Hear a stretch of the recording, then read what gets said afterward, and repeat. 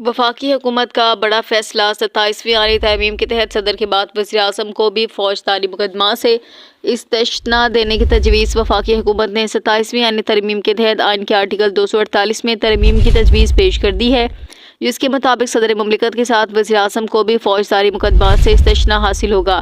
Senate اور قومی assembly کی مشترکہ قائمہ کمیٹی برائے قانون و انصاف کا آن کیمرہ اجلاس چیئرمین فاروق ایچ نائک کی زیر صدارت ہوا، جس میں مجوزہ ترمیم پر تفصیلی بات ہوئی۔ ترمیم کے تحت آرٹیکل 248 میں صدر کے ساتھ لفظ وزیر اعظم بھی شامل کیا جائے گا، جس کے بعد دوران اقتدار وزیر اعظم کے خلاف کسی فوجداری کارروائی کی اجازت نہیں ہوگی۔